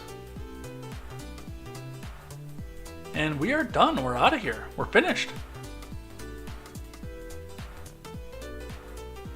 I'll tell you my theory. Never mind, YouTube doesn't want me to say that or something. There's always Rumble. Rumble exists, Mr. Scott. And that's part of the reason I think that that's not married to the chat and that we don't have that up on the screen is because there are some things that you can say over there.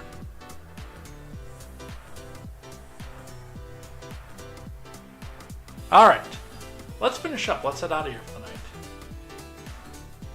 So the last thing that we do on Wednesday, when I have a tuft of Pebbles hair apparently, from headphone hair. That's weird. I can't see that in the little thumbnail that I have for myself.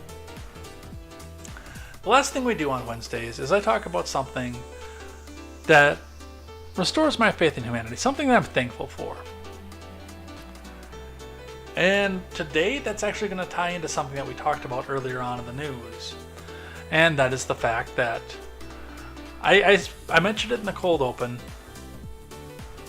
I talked about it when we were talking about the radioactive orange skies over New York. I talked about it all then, and that's the fact that the skies are clear over Wisconsin right now. And I'm pretty excited about that fact, honestly. It's getting a little bit cloudy over there, but for the most part, we had some of the smoke push off over us last month, but we didn't get that weird neon orange. Like I had said, it, for the most part, just looked like it was... And we had it for like a half a day. But for the most part, it just looked like it was going to rain all day, and then it just never rained. Something that I enjoy from living out in the country, and even now getting away from the Janesville, Rockford, Kenosha, Milwaukee, Chicago area too, is the fact that I would be willing to bet, and I didn't see it, I didn't witness it, but they got the air quality a lot worse than we did. Living near La Crosse, the way that I do, even when I'm in the city, even when I actually go into La Crosse proper,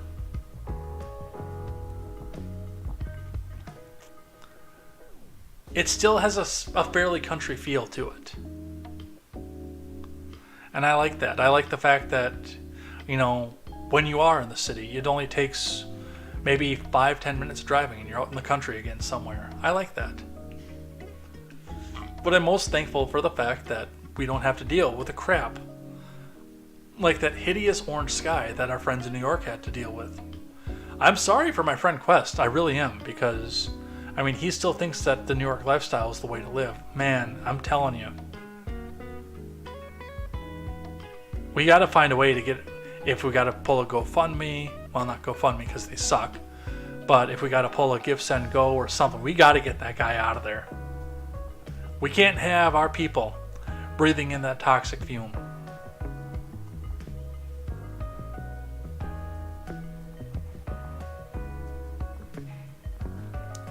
Helix says, clearing a path in preparation for further shenanigans up the river. Chernobyl is and the dam just north of Kiev. I guess I don't know. I mean, if that's possible, that's possible, but that they're putting a lot of their own people at risk to do that. There has to be a better way to do so. I get what you're saying, because I've seen enough of the Ukraine map over the last year and a half. I don't know. But I'm thankful that I live semi-rurally at this point. That we don't have to deal with the toxicity of the city. We don't have to see layers upon layers of smog mixing with smoke coming from another country.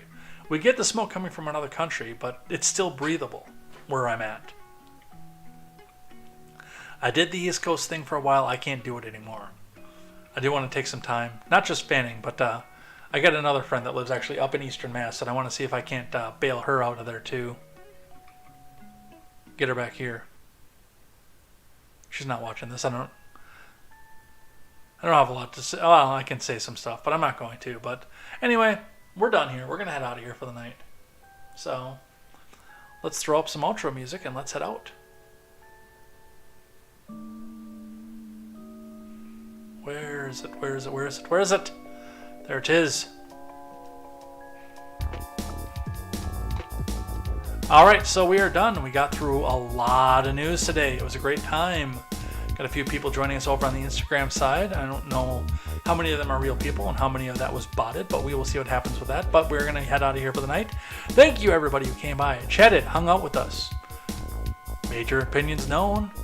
Talking about Lindsey Graham and the things that are happening around the country. We will be back here tomorrow, 6 p.m. Central Time, to talk more about news, headlines, contemporary, and a host of other things. So it's going to be a great time for that. We will see what's happening in the presidential cycle. Maybe we'll have an indictment tomorrow. We'll see what happens with that. Maybe the smoke will clear. It'll be kind of like when the smoke clears over Los Angeles. What happens? What do you do when the smoke clears over Los Angeles? UCLA. It's a bad joke from a 50 States of Jokes books I read when I was in elementary school. But with that, we're out of here. Thank you, everybody, again. Join us next time on Rumble, YouTube, Twitch, DLive. Check us out on the audio platforms, Spotify, or wherever you go and get your podcasts. Check us out on the replay over on YouTube, over on Odyssey, and over on Rumble. And we will see you here next time. Stick around if you're on Twitch for the raid, and we will see you then. And until tomorrow, I am Jay Edgar, and this is Contemporary. Who are we going to raid before we go? Before I do my sign-off. Oh, that was loud. That was me. I kind of want to see Diablo 4. So if you're scared of spoilers, we're gonna go look at Diablo 4. So we'll go to Mad Dog Maddie after this. So yep, we'll see you tomorrow. Until tomorrow, I am Jay Edgar, and this is Contemporary. Take care.